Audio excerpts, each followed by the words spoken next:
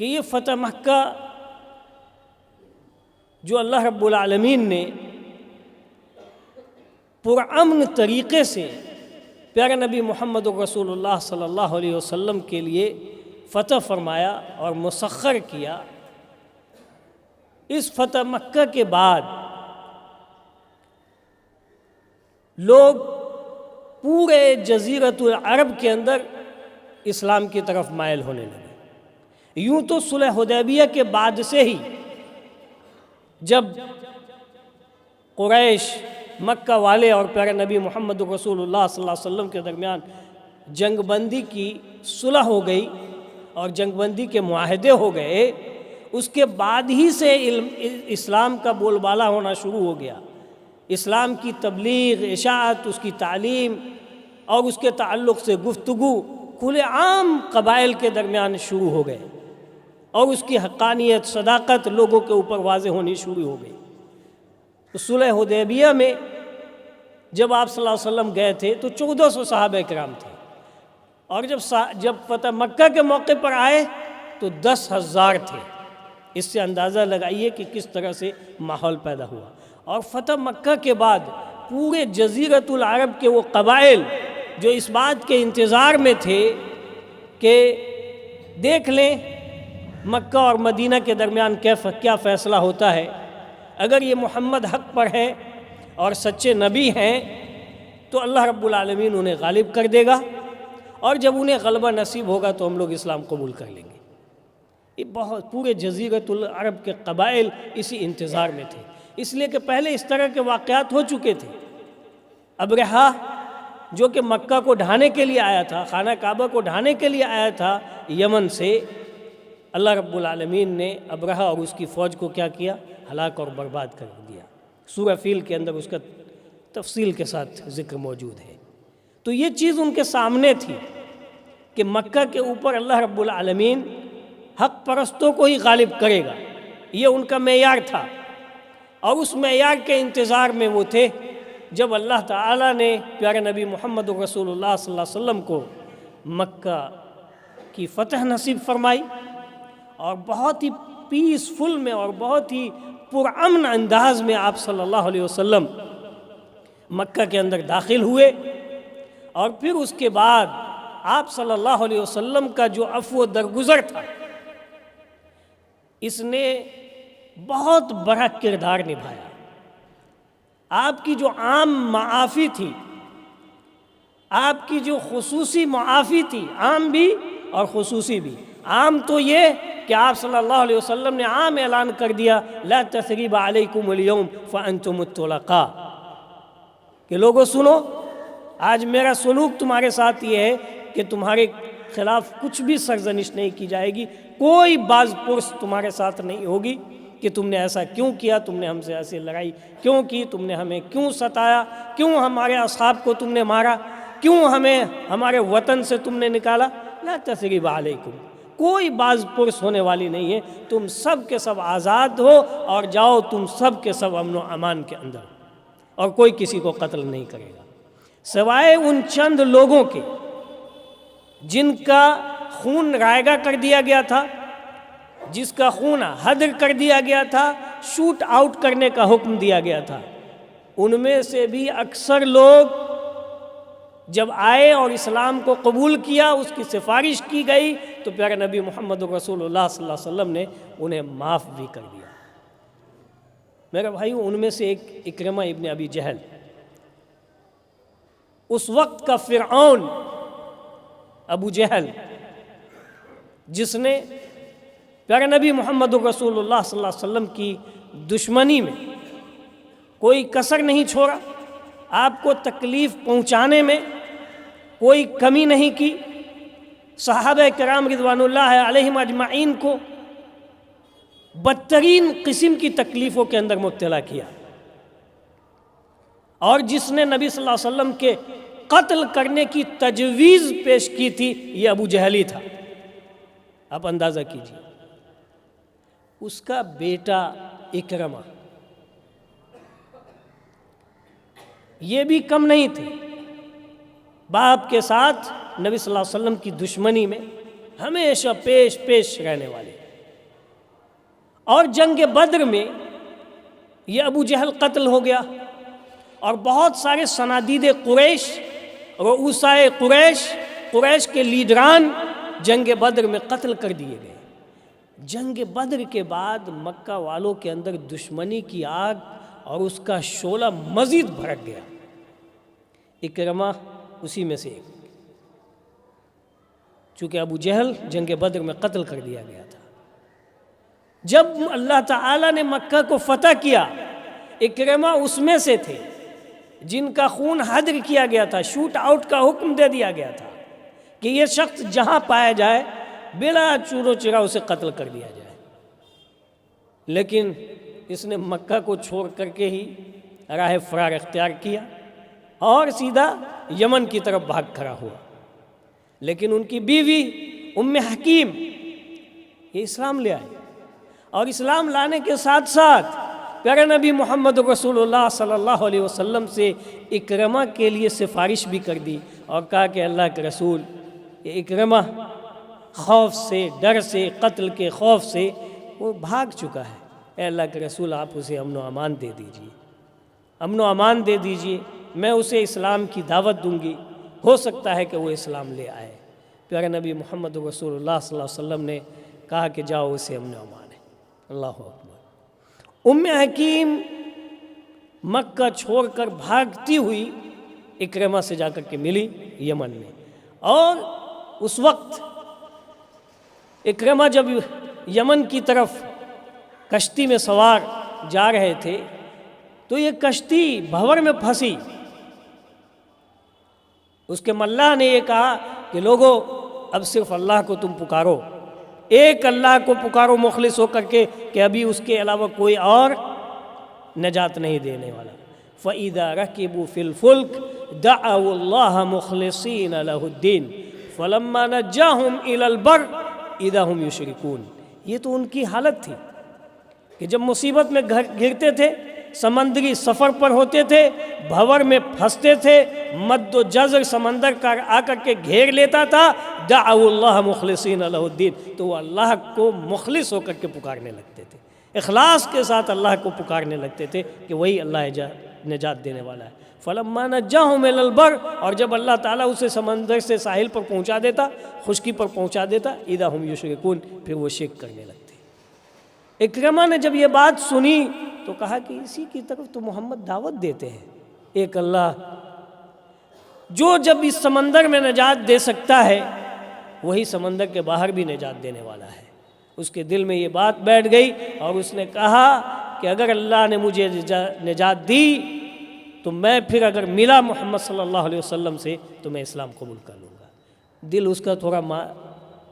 نرم تو ہو ہی چکا تھا۔ ام حکیم بیوی جا کر کے ملی اور اس نے نبی صلی اللہ علیہ وسلم کے امن و امان کے بارے میں ذکر کیا، چنانچہ وہ لوٹ آئے، اور جب مکہ آئے تو پیارے نبی محمد رسول اللہ صلی اللہ علیہ وسلم کے کاندھے پر جو چادر تھی، وہ چادر آپ صلی اللہ علیہ وسلم اس قدر استقبال میں آگے بڑھے اکرمہ کے کہ آپ کے کندھے کی چادر لگ گئی، سرک گئی آپ کے بدن سے، اور آپ آگے بڑھ کے اکرمہ کو آپ نے استقبال کیا۔ اللہ اکبر۔ اس عفو و کرم کا اتنا بڑا کردار ہوا عمومی طور پر اور خصوصی طور پر کہ مکہ میں کوئی شاید ہی رہ گیا جس نے اسلام قبول نہ کیا، اور پھر اس کے بعد اکرمہ کو اپنے کیے ہوئے پر جتنی پشیمانی ہوئی، شرمندگی ہوئی، پیارے نبی محمد رسول اللہ صلی اللہ علیہ وسلم سے مغفرت طلب کرنے کا خواستگار ہوا، پھر اللہ رب العالمین پر ایمان لایا، اسلام کو قبول کیا، اور پھر اس کے بعد اس نے یہ عہد کیا کہ جتنی دشمنی میں نے اسلام کو روکنے میں اور اسلام کے خلاف لگائی ہے، اب اسلام کے بڑھانے میں، اسلام کی تبلیغ میں اور اسلام کی اشاعت میں ہم لگائیں گے، جتنی محنت ممکن ہے وہ کریں گے۔ اور یہ لمبی تفصیل ہے کہ اکرمہ نے پھر اس کے بعد کیا کیا۔ اس کا اسلام پھر بہت خوبصورت اسلام ہوا اور بڑے کارنامے اس نے انجام دیے۔ تو نبی صلی اللہ علیہ وسلم کے عفو و کرم کا بڑا نتیجہ سامنے آیا۔ آپ اندازہ کیجئے،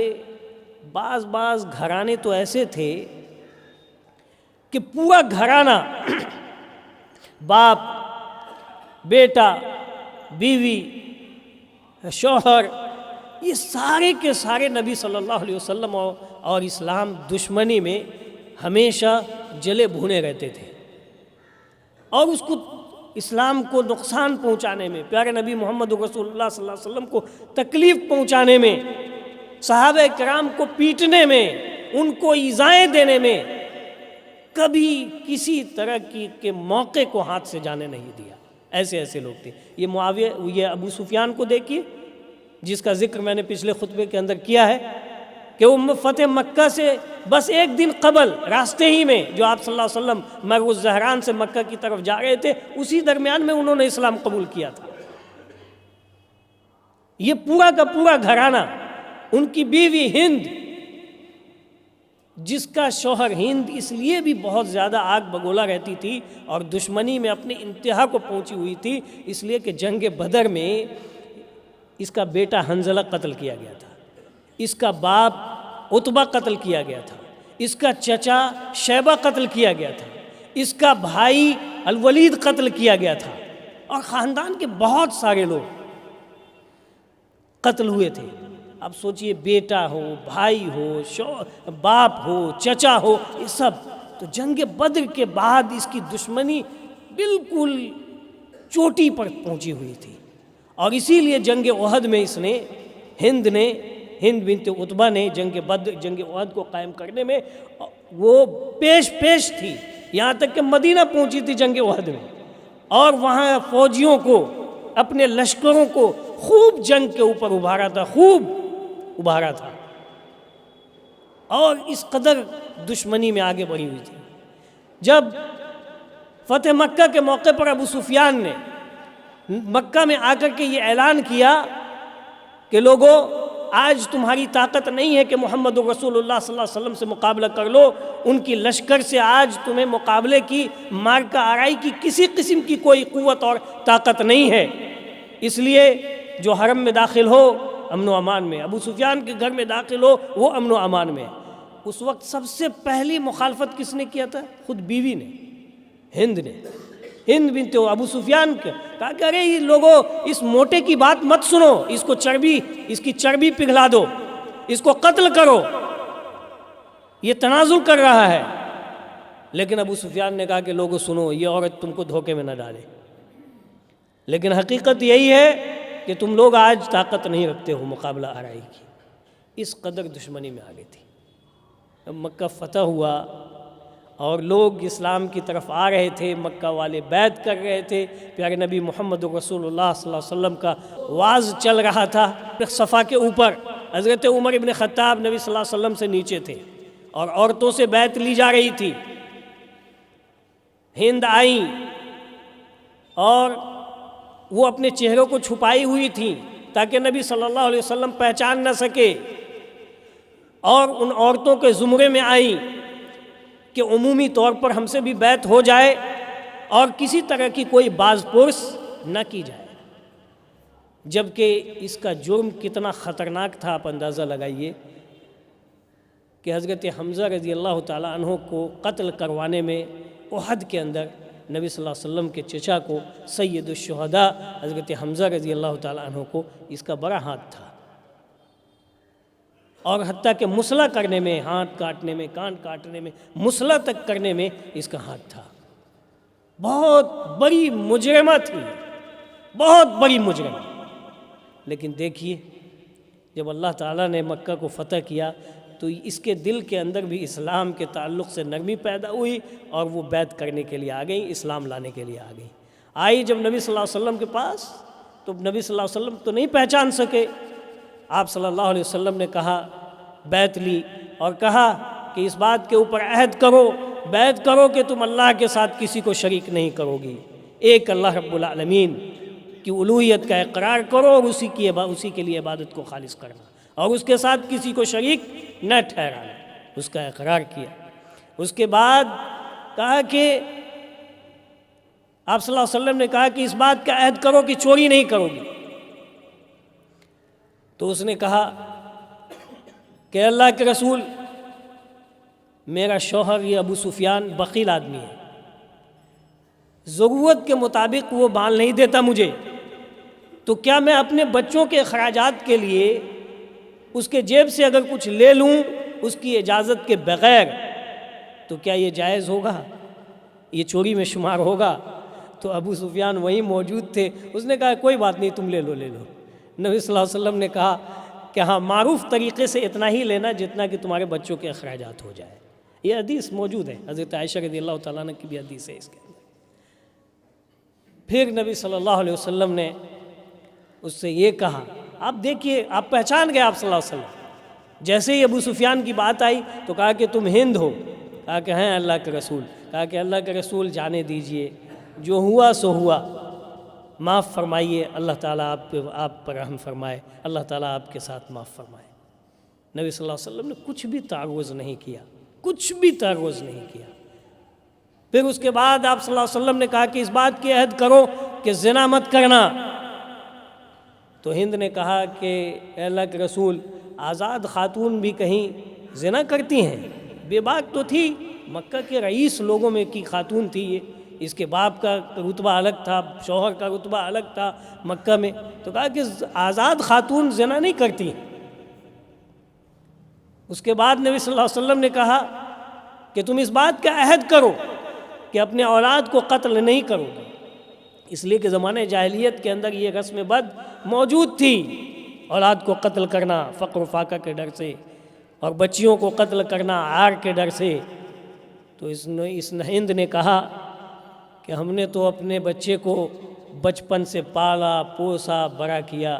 اور اسے آپ لوگوں نے قتل کر دیا، آپ جانیے اور وہ جانے، میں نے تو اسے قتل نہیں کیا ہے۔ اس کے اوپر حضرت عمر ابن خطاب، چونکہ حنظلہ ابن ابی سفیان جنگ بدر میں ابھی بتایا میں نے کہ وہ قتل کیا گیا تھا اور اس کی دشمنی میں آگ بگولا تھی وہ، تو کہا کہ آپ نے قتل کیا ہے، آپ سمجھیں اور وہ سمجھے۔ عمر ابن خطاب نے جب سنا تو انہیں اتنی ہنسی آئی اس جملے کے اوپر کہ عمر ابن خطاب کے ہنسنے پر آپ صلی اللہ علیہ وسلم بھی تبسم فرما گئے۔ اور پھر آپ صلی اللہ علیہ وسلم نے مزید کہا کہ یہ عہد کرو کہ کسی کے اوپر بہتان نہیں گڑھو گی، کسی کے اوپر الزام نہیں لگاؤ گی، کسی کے دامن کو داغدار نہیں کرو گی۔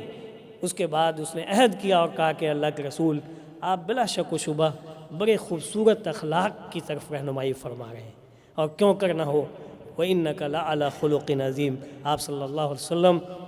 دونوں بڑے اخلاق کے مرتبے کے اوپر فائز تھے، سب سے خلیق انسان تھے، تو اخلاق و کردار کی خوبیوں کی طرف لوگوں کی رہنمائیاں ہو رہی تھی اور اس کے اوپر عہد و پیمان لیا جا رہا تھا۔ تو اس نے پھر مزید نبی صلی اللہ علیہ وسلم نے یہ کہا کہ اس بات کا عہد کرو کہ خیر و بھلائی کے راستے میں تم میری نافرمانی نہیں کرو گی۔ تو اس نے کہا کہ اللہ کے رسول، ہم اس مجلس میں آج اس نیت سے نہیں بیٹھے ہیں کہ ہمارے دل میں کسی طرح کا کوئی کھوٹ ہو اور کبھی ہم آپ کی نافرمانی کرنے کے لیے نکلیں۔ سارے عہد و پیمان اس نے کیے، اور اللہ کے رسول صلی اللہ علیہ وسلم نے کسی بھی مسئلے کے اندر اس کے ساتھ تعرض نہیں کیا، کوئی باز پرس نہیں کی، جبکہ آپ جانتے ہیں یہ پورا کا پورا گھرانہ دشمنی میں مبتلا تھا۔ معاویہ ابن ابی سفیان اسی کا بیٹا ہے، معاویہ ابن ابی سفیان رضی اللہ عنہ جو کاتب وحی ہوئے، وہ بھی اسلام اسی فتح مکہ سے پہلے، فتح مکہ سے کچھ ہی دن پہلے لائے،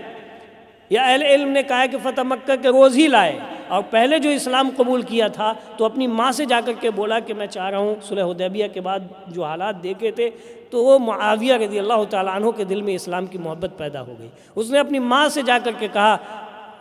کہ امی جان میں چاہتا ہوں کہ محمد صلی اللہ علیہ وسلم سے جا کر کے ملو۔ اس نے ڈانٹ ڈپٹ کیا، باپ کا حوالہ دیا، باپ کا واسطہ دیا کہ تم کو معلوم نہیں کہ، اور آپ اندازہ کیجئے اس گھرانے کا، اسی گھر کی ایک بیٹی ام المؤمنین ام حبیبہ رضی اللہ تعالیٰ عنہ ہے، اسی ابو سفیان کی ایک بیٹی جو دوسری بیوی سے تھی ام حبیبہ، جس کا پہلا شوہر عبید اللہ بن جہش، جو اسلام لایا تھا، پھر بعد میں جا کر کے حبشہ میں مرتد ہو گیا، نصرانی ہو گیا اور وہیں مر گیا، یہ اکیلی ہو گئی۔ پھر نبی صلی اللہ علیہ وسلم نے ام حبیبہ کو نکاح کا پیغام بھیجا، پھر نجاشی کی موجودگی میں نکاح ہوئی۔ تو اس گھر میں دیکھ لیجئے سب سے پہلے ام حبیبہ اسلام لا چکی تھی۔ یزید ابن ابی سفیان جو ابو سفیان کے بیٹے ہیں، ان کا اسلام بڑا خوبصورت رہا ہے۔ اللہ تعالیٰ کب کس کو ہدایت دے گا بھائی، کوئی نہیں جانتا ہے۔ انسان برائی کرتے کرتے جہنم تک پہنچ جاتا ہے اور صرف ایک بالشت باقی رہتا ہے، ایک ذرا جہنم میں جانے کے لیے، لیکن وہاں سے ایک ٹرننگ پوائنٹ ہوتا ہے اور انسان وہاں سے نکلتا ہے اور جنت کا عمل کر کے جنت میں چلا جاتا ہے۔ اس لیے اللہ رب العالمین سے ہدایت پر استقامت کی دعا کرنی چاہیے، ہدایت پر استقامت کی دعا کرنی چاہیے۔ چند دنوں کی ہدایت اگر مل جائے تو غرور اور تکبر اور عجب بالنفس میں مبتلا نہیں ہونا چاہیے کہ میں تو اب ایسا عبادت کرنے لگا ہوں، اب میں تو ایسی عبادت میں رہتا ہوں۔ ہرگز ہرگز نہیں، ہرگز ہرگز نہیں۔ اور ایک بہت تجرباتی چیزیں، بہت تجرباتی چیزیں، شیخ بن باز رحمہ اللہ سے ایک شخص کے بارے میں پوچھا گیا کہ شیخ، بعض آدمی دیکھا گیا کہ ایک شخص بہت زیادہ دین کی طرف راغب ہوا، عبادت گزار بن گیا، اور پھر اس نے جو ہے خوب عبادت کرنے لگا، لیکن پھر اچانک کچھ دنوں کے بعد ایسا نظر آیا کہ وہ منحرف ہو گیا۔ تو اس کا کیا راز ہے؟ اس کا کیا راز ہے؟ تو امام ابن باز رحمہ اللہ نے کہا کہ دو میں سے کوئی ایک حالت ہو سکتی ہے۔ ایک تو یہ کہ اس نے اپنی عبادت کے بعد دوسرے کو عار دلایا ہوگا، وہ یہ کام نہیں کرتا ہے، ارے وہ تو بددین آدمی ہے، وہ نافرمان آدمی ہے، وہ ایسا آدمی ہے، وہ ایسا، یعنی عبادت کرنا شروع کیا، اب دوسرے کے اوپر کلام، دوسرے کے اوپر گفتگو شروع۔ تو ہو سکتا ہے کہ اس نے عیرہ الناس الاخرین، اس نے دوسروں کو عار دلائی ہوگی، اس لیے اس سے یہ نعمت چھنی، اور یا پھر اس نے خود اپنے نفس کا عجب اپنے اندر داخل کر لیا ہوگا کہ عجب پسندی کے اندر داخل ہو گیا ہوگا اور اسے بہت خوبصورت سمجھنے لگا رہا ہوگا، اور استقامت کی اس نے اللہ سے دعا نہیں کی ہوگی۔ اس لیے آپ صلی اللہ علیہ وسلم اپنی آخری عمر تک، بلکہ سجدے میں اور تشہد کے آخری حصے میں آپ صلی اللہ علیہ وسلم یہ دعا ضرور مانگا کرتے تھے، یا مقلب القلوب ثبت قلبی علی طاعتک وعلی دینک، اے دلوں کو پھیرنے والے، میرے دل کو اپنی اطاعت اور اطاعت کی استقامت کے اوپر ہمارے دل کو جما دے۔ یہ نبی صلی اللہ علیہ وسلم کی خاص دعاؤں میں سے تھی۔ تو میرے بھائیوں، یہ دین جو آیا ہے بڑی محنتوں کے ساتھ آیا ہے، بڑی قربانیوں کے ساتھ آیا ہے۔ ہمیں بغیر محنت کے، بغیر قربانی کے یہ دین ملا ہوا ہے۔ ہمیں اپنے اس دین کی قدر کرنی چاہیے اور پیارے نبی محمد رسول اللہ صلی اللہ علیہ وسلم کی سیرت طیبہ کو اپنا نمونہ بنانا چاہیے۔ نبی صلی اللہ علیہ وسلم کی سیرت میں اپنی زندگی کو گزاریں،